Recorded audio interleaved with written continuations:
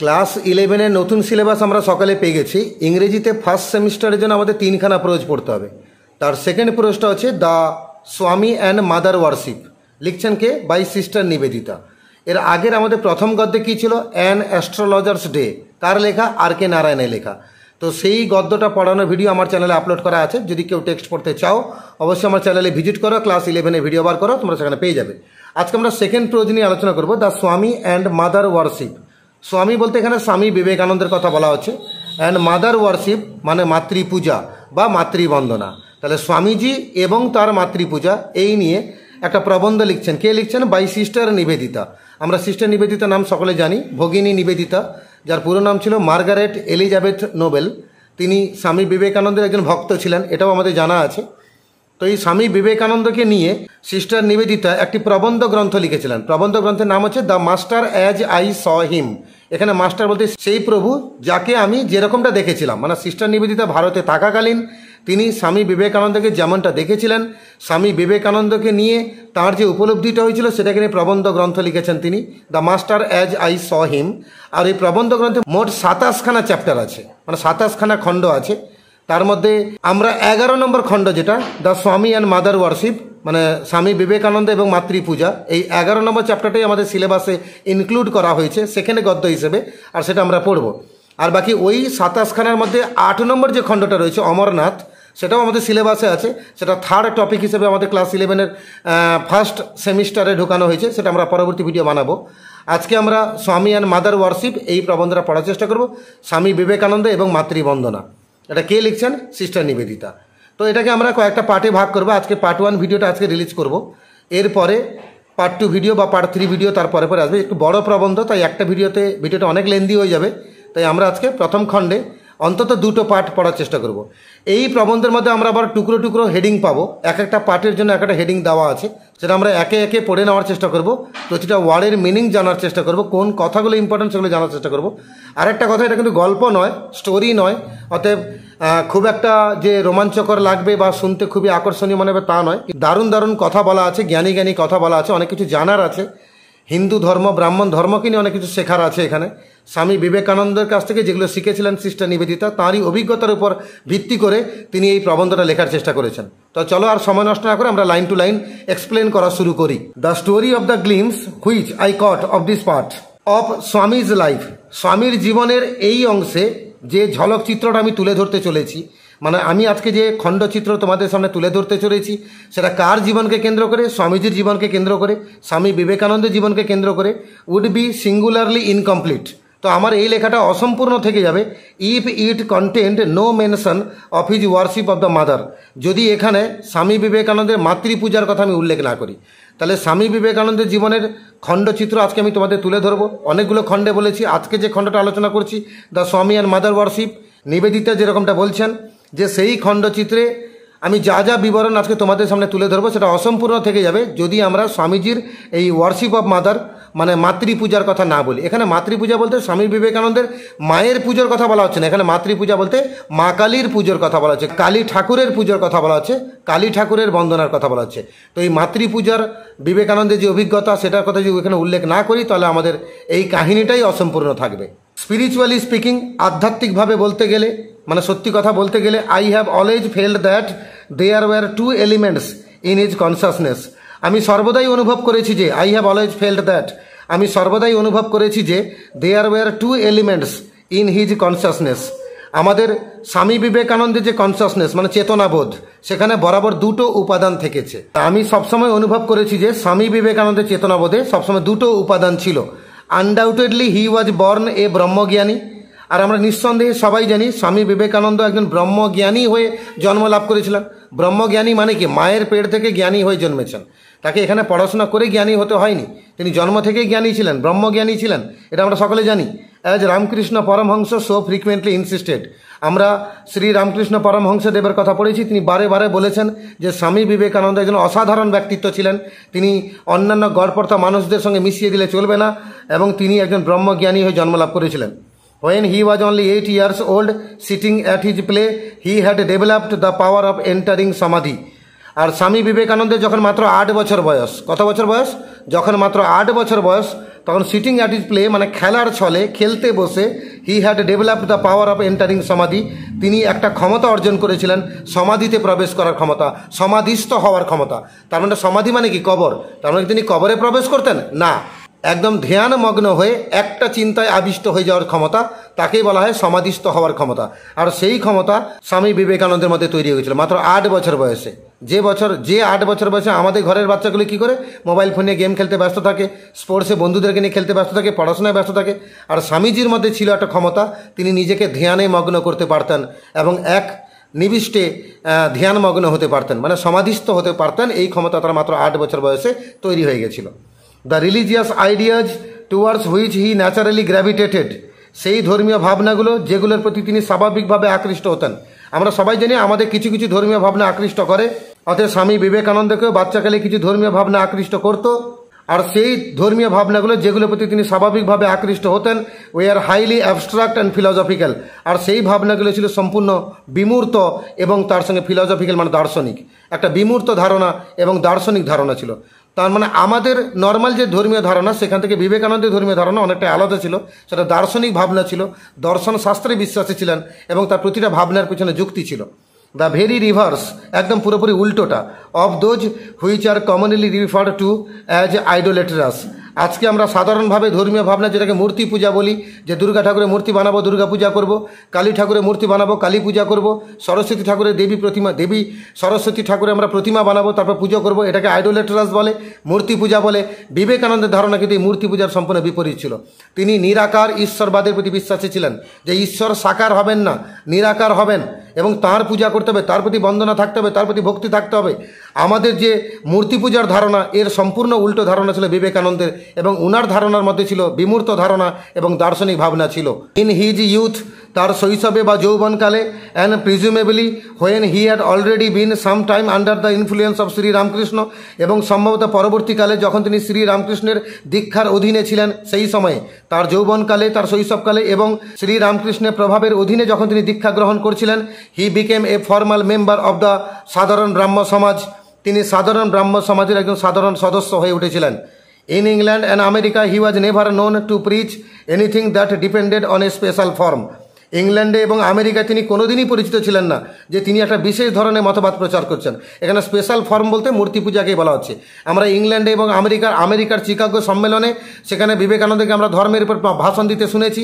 তিনি হিন্দু ধর্মকে প্রতিষ্ঠা করার চেষ্টা করেছেন সেটা আমরা জেনেছি, এবং যে ভাষণটা শুনে সিস্টার নিবেদিতা, ভগিনী নিবেদিতা ভারতবর্ষে এসেছিলেন, তার শিষ্যা হয়ে সেই মূর্তি পূজাকে নিয়ে তিনি ইংল্যান্ডে বা আমেরিকা কোনো প্রচার করেছেন এ সম্পর্কে কোনো কিন্তু বাণী শোনা যায় না। আমরা কখনোই শুনতে পাই না যে তিনি আমেরিকায় গিয়ে মূর্তি পূজা করতে বলছেন, মূর্তি পূজাকে প্রমোট করার চেষ্টা করছেন, এটা তিনি কখনোই করেননি, এটা কোনোদিন শুনতে পাওয়া যায় না। দ্য রিয়ালাইজেশন অফ ব্রাহ্মণ ওয়াজ হিজ অনলি ইম্পারেটিভ, ব্রাহ্মণ ধর্মকে উপলব্ধি করা, ব্রাহ্মণ ধর্মকে বোঝা, এটাই ছিল তার একমাত্র উদ্দেশ্য।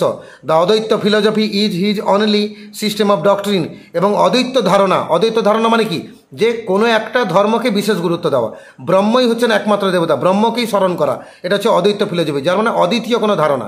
আমরা তার ধর্মীয় ধারণার মধ্যে হিজিবিজি কোনো ভাবনা একসঙ্গে মিলেমিশে ছিল না, তার সেই অদ্বৈত ভাবনা, অদ্বৈত দার্শনিকতা, আর সেটাই ছিল তার মতবাদের একমাত্র system. The Vedas and Upanishad his sole scriptural authority, এবং বেদ উপনিষদ এই দুটো ছিল তার একমাত্র প্রামাণ্য গ্রন্থ এবং স্ক্রিপচারাল অথরিটি, যেটা লেখা গ্রন্থ, এবং তাকে যাকে তিনি সুপ্রিমেসি বলে ফলো করতেন, মানতেন, একমাত্র সেই দুটো গ্রন্থের নাম হচ্ছে বেদ আর উপনিষদ, যাকে তিনি নিজের ধর্মগুরু বলে মনে করতেন। আমরা এই টেক্সটের দ্বিতীয় খণ্ডে যারা প্রবেশ করব তার হেডিং দেওয়া আছে দ্য টেরিবল। দ্য টেরিবল মানে ভয়ঙ্করী। অ্যাকচুয়ালি মা কালী ঠাকুরের তিনি কথাই বলছেন। কালী ঠাকুর সবসময় একদম সহানুভূতিশীল অবতার রূপে যে আমাদের সামনে উপস্থিত হয়েছেন তা নয়। মা কালী দেবীর আমরা কিন্তু অনেক কাহিনী জানি, যেখানে তিনি ভয়ঙ্করীর মূর্তি ধারণ করেছেন, তিনি হাতে খড়গ নিয়ে বিদ্রোহী হয়েছেন, তিনি প্রতিবাদ করেছেন। সেই খড়গধারিণী কালী মাতা, যাকে আমরা ভয়ঙ্করী বলি, সেই ভয়ঙ্করী যে খণ্ডটা, সেই সম্পর্কে বিবেকানন্দের কি ধারণা ছিল, সেখান থেকে সিস্টার নিবেদিতা কি অভিজ্ঞতা লাভ করেছিলেন, তিনি এই খণ্ডে তুলে ধরার চেষ্টা করেছেন। তাই এই খণ্ডের হেডিংটা হচ্ছে দ্য টেরিবল, মানে হচ্ছে ভয়ঙ্করী। তো ভয়ঙ্করী বলতে কার কথা বলা হচ্ছে? আমাদের মা কালী দেবীর কথা বলা হচ্ছে। And yet side by side with this, আর পাশাপাশি এতক্ষণ যে কথাগুলো আমাদের বলা হলো এগুলোর পাশাপাশি it is also true that in India the word mother was for ever on his leaves.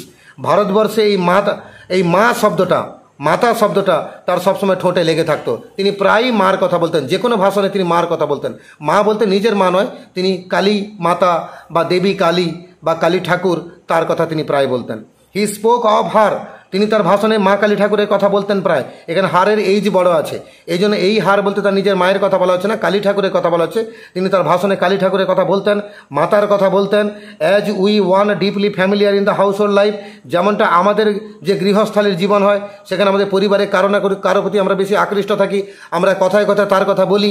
যেমনটা আমাদের পরিবারে আমরা কারো না কারো কথা বলি, ঠিক একই রকমভাবে বিবেকানন্দ যখন ভাষণ দিতেন তিনি কিন্তু ওই মা কালী দেবীর কথা তিনি প্রায় বলতেন। He was constantly preoccupied with her, আমাদের স্বামী বিবেকানন্দের মধ্যে চিন্তামগ্ন অবস্থা থাকতেন তিনি মা কালীকে নিয়ে। মা কালীর ধারণাকে নিয়ে তিনি চিন্তামগ্ন থাকতেন, তাকে নিয়ে চিন্তা করতেন, সর্বক্ষণ তার কথা ভাবতেন। Like other children he was not always good, আর অন্যান্য বাচ্চাদের মতো তিনিও যে সর্বদাই ভালো থাকবেন তা নয়। একটা বাচ্চা সারাক্ষণ সবসময় ভালো থাকতে পারে না, তার মধ্যে দুষ্টুমি থাকবে, তার মধ্যে বদমাশি থাকবে, তার মধ্যে অপরাধবোধ থাকবে। অতএব তিনিও বাকি বাচ্চাদের মতো সবসময় ভালো ছিলেন না। সামটাইমস হি উড বি নটি অ্যান্ড রিবেলিয়াস, আবার কখনো কখনো তিনি অবাধ্য হতেন, দুষ্টু হতেন এবং রিবেলিয়াস মানে বিদ্রোহী হয়ে উঠতেন। যেমন ছোটো বাচ্চারা জেদি হয়, বিদ্রোহী হয়, প্রতিবাদ করে, ঠিক একই রকম এই স্বামী বিবেকানন্দ বাচ্চাকালে দুষ্টু ছিলেন এবং বিদ্রোহী ছিলেন, বাট অলওয়েজ টু হার, কিন্তু সর্বদা তাঁর কাছে, তার মায়ের কাছে, তার মাতৃদেবীর কাছে। Never did he attribute to any other the good or evil that befell, জীবনে ভালো খারাপ যাই আসুক না কেন তিনি কখনোই দোষ কারোর উপর চাপিয়ে দেওয়ার কোনোদিন চেষ্টা করেননি। তিনি কখনো কারোর উপর দোষ দেওয়ার চেষ্টা করেন, ভালো আসুক আর খারাপ আসুক। On a certain solemn occasion, কোনো একটা গুরুগম্ভীর অনুষ্ঠানে, কোনো একটা পবিত্র অনুষ্ঠান উপলক্ষে, he entrusted to a disciple a prayer to her, তিনি তার একদিন ভক্তকে শিখিয়ে দিয়েছিলেন একটা প্রেয়ার টু হার, মানে মা কালী দেবীর কী করে প্রার্থনা করতে হয়, কালী মাতার কাছে কী করে প্রার্থনা নিবেদন করতে হয়, এরকম একটা প্রার্থনা তিনি শিখিয়ে দিয়েছিলেন তার একজন ভক্তকে। In his own life had acted as a veritable charm, যে দীক্ষাটা, যে প্রার্থনাটা তার নিজের জীবনে একটা মন্ত্রের মতো কাজ করেছিল, মন্ত্রশক্তির মতো কাজ করেছিল। তিনি তার ভক্তকে শিখিয়ে দিয়েছিলেন যে তোকে আজকে একটা প্রার্থনা শেখাচ্ছি, এই প্রার্থনা আমার জীবনে মন্ত্রশক্তির মতো কাজ করেছে, আমার জীবনে অনেক সাফল্যের পথে আমাকে এগিয়ে দিয়েছে, সেই মন্ত্র তোর জীবনে অনেক পরিবর্তন নিয়ে আসবে। আজকে তোকে এই প্রার্থনাটা শেখালাম, তুই এটা মুখস্থ করবি এবং মা কালী ঠাকুরের মূর্তি, মা কালী ঠাকুরের যখন পুজো করবি এই মন্ত্রটা অ্যাপ্লাই করবি। এবং এই প্রার্থনাটা দেওয়ার পর হি অ্যাডেড সাডেনলি, তিনি হঠাৎ করে যোগ করে বলছেন অ্যান্ড মাইন্ড, কিন্তু এবং মনে রাখো, তিনি তার ভক্তকে বলছেন তুমি শুধু প্রার্থনাটা নিয়ে চলে গেলে হবে না, অ্যান্ড মাইন্ড এবং মনে রাখো, turning with what was almost fierceness upon the receiver, এখানে রিসিভারকে, সেই ভক্তটা, যে ভক্তকে তিনি প্রার্থনা দিচ্ছেন, আর এখানে দিচ্ছেন কে, স্বামী বিবেকানন্দ, তাহলে তিনি হচ্ছেন ডোনার, আর যিনি প্রার্থনাটা গ্রহণ করলেন যে শিষ্যটি তিনি হচ্ছে রিসিভার। ওই রিসিভারের কাছে তিনি হঠাৎ করে ঘুরে পড়ে বলছেন একদম মনে রাখবে, তার মানে এমন গম্ভীরভাবে বললেন, সেটা ভয়ঙ্করভাবে প্রতিফলিত হলো সে ওই ভক্তের কাছে, শিষ্যের কাছে। সে ভীত হয়ে, আতঙ্কিত হয়ে চমকে উঠে কথাটা শুনছে। বিবেকানন্দ বলে চলছেন এবং মনে রাখো, make her listen to you, যখন তুমি প্রার্থনা করবে কালী মাতার সামনে এমনভাবে প্রার্থনা করবে, তোমার আন্তরিকতা এমন থাকবে, তোমার ভক্তি এমন থাকবে, তুমি মা কালী ঠাকুরকে বাধ্য করবে তোমার কথা শুনতে। তুমি এমনভাবে অ্যাপিল করবে, এমনভাবে প্রার্থনা করবে তোমার কথা শুনতে যেন তিনি বাধ্য হন।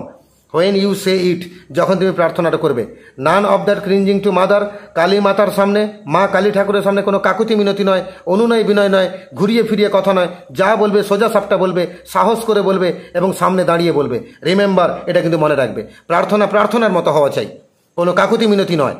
Every now and then he would break out with some new fragment of description, এমনি করে স্বামী বিবেকানন্দ যেসব জায়গায় ভাষণ দিতেন বা কিছু বলতেন, মাঝে মাঝে টুকরো টুকরো নতুন নতুন ভাবনা তিনি যোগ করতেন।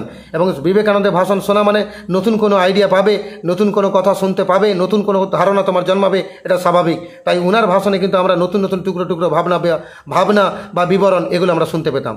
The right hand raised in blessing, মা কালী ঠাকুরের ডান হাত সবসময় মূর্তির আকারে, আশীর্বাদের আকারে ডান হাতটা তুলে ধরা থাকতো। মা কালী ঠাকুরের ডান হাতটা সবসময় তোলা থাকতো আশীর্বাদের ভঙ্গিমায়। তোমরা কালী ঠাকুরের মূর্তি দেখবে, চারখানা হাত আমরা দেখতে পাই, ডান দিকে দুটো হাত আর বাম দিকে দুটো হাত। আর ডান দিকে যে দুটো হাত আছে তার উপরে হাতে আশীর্বাদের মতো করে হাত তুলে রেখেছেন তিনি, আর বাম দিকের যে উপরে হাত সেখানে তিনি খড়গ হাতে ধরে রেখেছেন, তলোয়ার হাতে ধরে রেখেছেন। তার মানে তিনি একাধারে আশীর্বাদ দেওয়ার মতো দেবী একজন আমাদের মা কালী মাতা, তিনি আমাদের আশীর্বাদ প্রদান করেন। আবার উল্টো দিকে বাম দিকের প্রথম হাতে তিনি কিন্তু খড়গ ধরে রেখেছেন। তিনি বলতে চাইছেন আমি প্রতিবাদেও মুখর হতে জানি, আর অন্যায় কিছু যা করতে দেখব তার কিন্তু প্রতিবাদ করব, আমি মাথা নত করে সব শুনবো না। তাই কালী ঠাকুরের মধ্যে আমরা দুটো মূর্তি, দুটো অবয়ব, দুটো অবতার দেখতে পাই। ডান হাতটা তোলা থাকতো আশীর্বাদের ভঙ্গিমায়, and the left holding the sword, আর বাম হাতে ধরা থাকতো তলোয়ার। হার কার্স ইজ ব্লেসিং, আমাদের কালী মাতা দেবী ঠাকুর কালী, উনার যে আশীর্বাদ, উনার যে অভিশাপ, সেটাও কিন্তু আমাদের কাছে আশীর্বাদ। মা যিনি হন তার অভিশাপও কিন্তু আমাদের কাছে আশীর্বাদের কাজ করে। মা কিন্তু কখনো সন্তানকে অভিশাপ দিতে পারেন না, হয়তো রেগে মেগে দু চারটা কথা বলতে পারেন, কিন্তু সেই অভিশাপটাও কিন্তু আমাদের কাছে আমাদের জীবনে আশীর্বাদ হয়ে দাঁড়ায়। Would be the sudden exclamation, আর মাঝে মাঝে এই কথা তিনি হঠাৎ করে বলে উঠতেন যে উনার অভিশাপ ও আশীর্বাদ। এই কথা সামান্য ছোট্ট একটা কথা, সামান্য ছোট্ট একটা কথা, that ended a long reverie, আর যেটা তৈরি করতো দিবা স্বপ্ন, একটা গভীর ছাপ মনের মধ্যে রাখতো। অনেক সময় হয় না তোমাদের স্কুলে হয়তো হেড স্যার কোনো একটা কড়া কথা বলে দিয়ে তিনি ক্লাসরুম থেকে বেরিয়ে গেলেন, কিন্তু তুমি সারাদিন তোমার মাটি হয়ে গেল যে স্যার আমাকে এত বড় কথা বললেন। একটা সামান্য কথা কিন্তু দীর্ঘ ছাপ রেখে যাচ্ছে মনের মধ্যে, এটাকে রেভারি বলে। বিবেকানন্দের এই হঠাৎ করে বলা এই সামান্য কথা যে কালী মাতার অভিশাপ ও আশীর্বাদ, এই সামান্য কথা কিন্তু যারা শুনছে তাদের মধ্যে লং রেভারি তৈরি করছে, দীর্ঘ দিবা স্বপ্ন তৈরি করছে, মনে একটা গভীর ছাপ তৈরি করছে। আর becoming half lyric in the intensity of his feeling, আর মাঝে মাঝে বিবেকানন্দ তার অনুভূতি বোঝানোর জন্য তিনি কখনো কখনো হাফ লিরিক হয়ে উঠতেন, মানে আধো আধো কাব্যিক হয়ে উঠতেন, মানে কথায় কথায় তিনি লিরিক প্রয়োগ করতেন, সুর প্রয়োগ করতেন, ছন্দ প্রয়োগ করতেন, এভাবে তিনি বোঝানোর চেষ্টা করতেন। Deep in the heart of the hearts of our own, আমরা কালী মাতার হৃদয়ের স্থলে, হৃদয়ের অন্তরের যে হৃদয়টা আছে সেখানে flashes the blood red knife of Kali, সেখানে ঝলসে ওঠে রক্ত রঞ্জিত খড়গ, কালী ঠাকুরের সে রক্তমাখা তলোয়ার। ফ্রম হিম ওয়াজ গ্যাদার, আর এই ফ্রম হিম বলতে স্বামী বিবেকানন্দের কাছ থেকে সংগৃহীত, স্বামী বিবেকানন্দের কাছ থেকে সংগ্রহ করা হয়েছে। In such moments as these, এই যে মুহূর্তগুলো যেগুলো আমি আজকে তোমাদের সঙ্গে শেয়ার করছি, কে বলছেন? সিস্টার নিবেদিতা বলছেন। আজকে আমি যে মোমেন্টসগুলো, যে মুহূর্তগুলো তোমাদের সঙ্গে শেয়ার করছি, এগুলো সবই সে স্বামীজি জীবন থেকে সংগৃহীত। Almost every line and syllable of the certain short sermon, এই যে ছোট ছোট স্তোত্রের আকারে, স্তবকের আকারে যেগুলো কথা বলছি, তার প্রত্যেকটা লাইন, প্রত্যেকটা সিলেবল বেশিরভাগটা বিবেকানন্দের ডাইরেক্ট মুখ থেকে নেওয়া। কিছু কিছু লাইন এবং কিছু সিলেবল তাঁরই বক্তব্য, সেগুলো আমি এখানে তুলে ধরার চেষ্টা করেছি। Call the voice of the mother, যেগুলো আমি লিখেছি, যার আমি নাম দিয়েছি ভয়েস অফ দ্য মাদার, মানে মায়ের আওয়াজ। মায়ের আওয়াজ বলতে মা কালীর আওয়াজ। Which I রোট and published about this time, যেটা আমি প্রকাশ করেছি এই সময় লিখেছিলাম এবং প্রকাশ করেছিলাম। তাহলে এই সময় আমি একটা লেখা প্রকাশ করেছিলাম, লেখাটার নাম হচ্ছে মায়ের আওয়াজ, মানে মা কালী ঠাকুরের আওয়াজ। সেখানে কিছু কিছু লাইন এবং সিলেবল এমন আছে যেগুলো আমি আদৌ নিজে বানাইনি, সেগুলো বিবেকানন্দের মুখ থেকে ডাইরেক্ট নিয়ে আমি সেই কথাগুলো, সেই বাক্যগুলো তুলে দিয়েছি, সেই শব্দগুলো তুলে দিয়েছি। I worship the terrible, he was continually saying, Vivekananda প্রায় বলতেন যে আই ওয়ার্শিপ দ্য টেরিবল, মা কালী ঠাকুরের যে ভয়ঙ্করী মূর্তি, ভয়ঙ্করী রূপ, ভয়ঙ্করী অবতার, তার আমি পূজা করি। শুধুমাত্র কালী মাতার ভালো রূপটাকে পুজো করবো তা নয়, তার যে ভয়ঙ্করী রূপটা রয়েছে, ভয়ঙ্করী অবতার রয়েছে, আমি তাঁরও পুজো করবো। অ্যান্ড ওয়ান্স, এবং একদা, it is a mistake to hold that with all men pleasure is the motive, এটা আমাদের পক্ষে ভাবাটা ভুল হয়ে যাবে। আমরা অনেকে ভেবে নিই যে এই পৃথিবীতে যত মানুষ আছে সবার ওই সুখ খোঁজাটাই একমাত্র উদ্দেশ্য, সুখী থাকাটাই একমাত্র উদ্দেশ্য, তারা শুধু সারা জীবন সুখ খুঁজে বেড়ান, এটা সমস্ত মানুষের একমাত্র উদ্দেশ্য। এরকম ভাবনাটা ভুল। পৃথিবীতে এরকম অনেক মানুষ আছেন যারা ত্যাগ নিয়ে জন্মান, তারা ত্যাগ করতে জানেন, ত্যাগ শিখেছেন, অন্যকে শিখিয়েছেন। Quite as many are born to seek after pain, আবার অনেক মানুষ যারা মহান মহান লোক হিসেবে পৃথিবীতে জন্মলাভ করে গেছেন, তারা দুঃখকে খুঁজে বেরিয়েছেন, তারা সুখের বিপরীতটাকে খুঁজে বেরিয়েছেন। এরকম অনেক মানুষের সন্ধান পাই। তাই সমস্ত মানুষ শুধু সুখের সন্ধানী, এই কথা ভাবাটাও কিন্তু আমাদের পক্ষে ভুল। Let us worship the terror for its own sake. তাই চলুন আজকে আমরা কালী মাতার উপাসক হব, তার বন্দনা করব, তার পুজো করব। শুধুমাত্র ভালো রূপটার নয়, তার যে ভয়ঙ্করী অবতার আছে আমরা তারও পুজো করব। আমরা কালী ঠাকুরের সে ভয়ঙ্করী রূপটারও পুজো করব। ওই ভয়ঙ্করী রূপটার সঙ্গে একাত্ম হব শুধু কালী মাতার জন্য। এখানে আমরা আজকে ফার্স্ট পার্টে ভিডিও শেষ করছি। এর পরবর্তী সেকেন্ড পার্ট ভিডিও খুব শীঘ্রই আপলোড হবে। তো ভালো করে ভিডিওটা আরেকবার দেখে নাও, তোমরা সহজে এটা বুঝতে পেরে যাবে। কোথাও বুঝতে না পারলে অবশ্যই কমেন্ট করবে, আমি তার রিপ্লাই দেওয়ার চেষ্টা করব। আর সেকেন্ড পার্টে আমরা বাকি অংশগুলো আলোচনা করব। সেকেন্ড পার্টে সেই পার্টটার জন্য অপেক্ষা করতে হবে। আর যারা চ্যানেলে নতুন আছো সাবস্ক্রাইব করে রাখো, এর নেক্সট পার্ট খুব শীঘ্রই আপলোড হতে থাকবে।